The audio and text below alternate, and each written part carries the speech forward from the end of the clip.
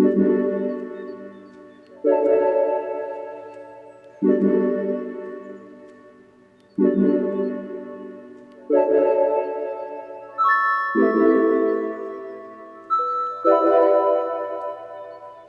I'm Heinbach and it's good to have you back.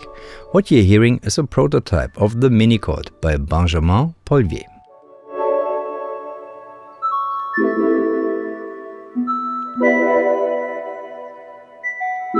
It's a small DIY synthesizer built around the Teensy platform. Benjamin sent it to me to give feedback on, and I've been playing it for a few days now, especially outside, like here in Raten by the river Elbe.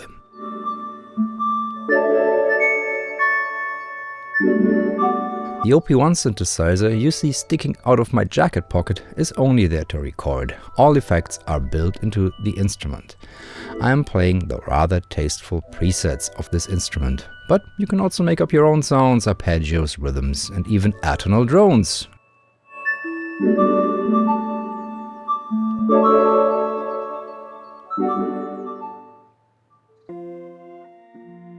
If you connect it to the computer via a micro USB cable and open up the Minichord control software in your browser, you get access to an extensive set of parameters. The interface shows the DIY aspect of the instrument. It's not polished, but very workable, and you can tweak sounds live. You can shape the synthesis extensively and add effects like delay, reverb, tremolo, vibrato, and overdrive. Truly enjoy the ability to vary each note of the chord separately.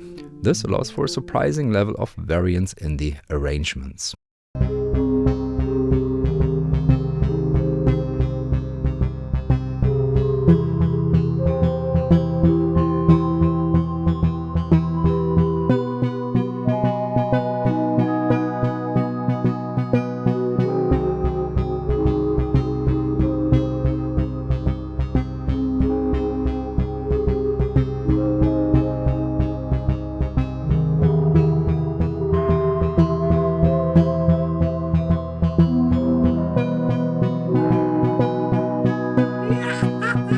You can find the presets I designed on my Patreon, as well as music from this video.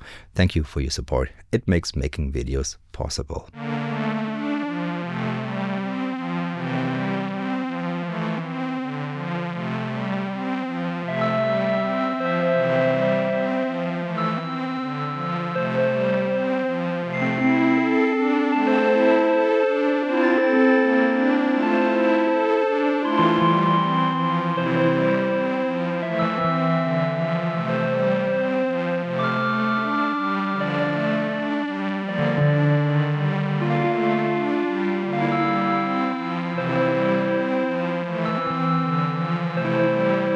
Despite all the options, there remains a distinct lo-fi touch to the instrument.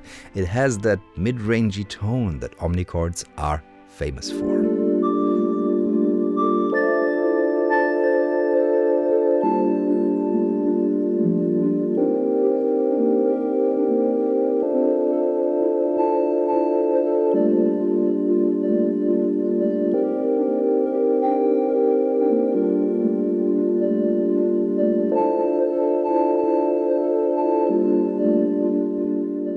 The Minichord looks like a left-handed version of the Omnichord. It has buttons here for chords, major, minor, and seventh, and combinations of all of these.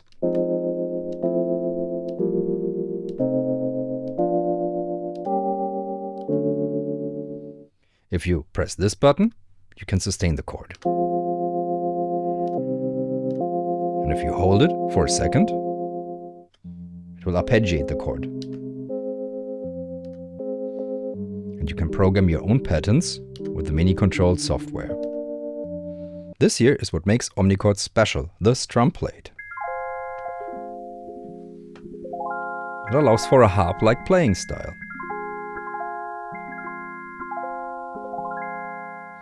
You get this one, which is a traditional Omnichord one. And then you can just unplug it.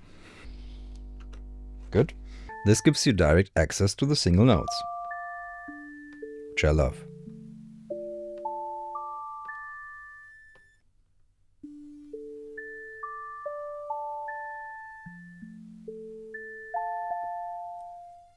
This dial will set the volume of the chords. This will set the volume of the strum plate, and this one is specific to each patch and will change a different parameter according to what's programmed on here. If you want more extensive controls, just hold this, which acts as a shift button, and then you can turn these for more specific parameters. You jump through presets using these buttons.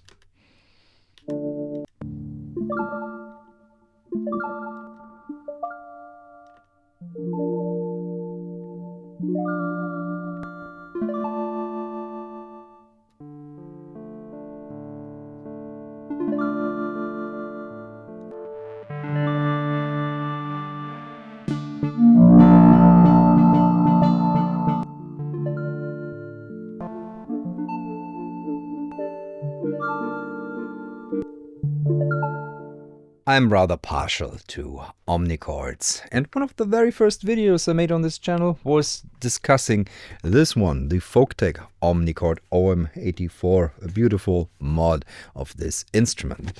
And at some point I even managed to track down a chord, which is the granddaddy of all of these. I've linked videos to both at the end of this one. So how does this hold up compared to the originals? Being a DIY instrument and a prototype as such, this is still a little bit rough around the edges. Literally.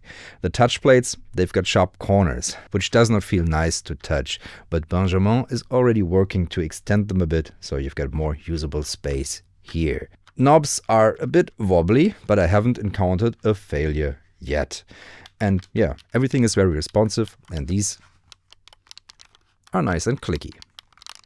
The sound programming user interface is rather bare bones, which might turn off more casual synthesists, but it nails the core of the Omnichord experience, which is easy to play and a charming sound.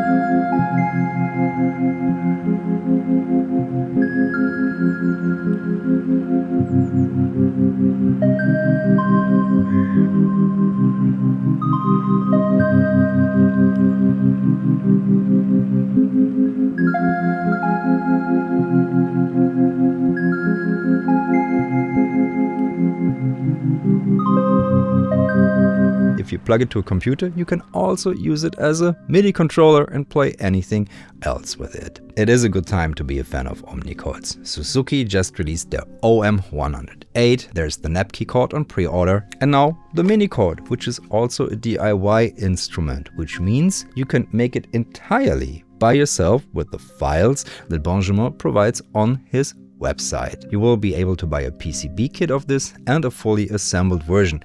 And he's keeping the prices very low. He said probably around $100 for a kit and $130 for a fully assembled unit. That's wonderful for something like this.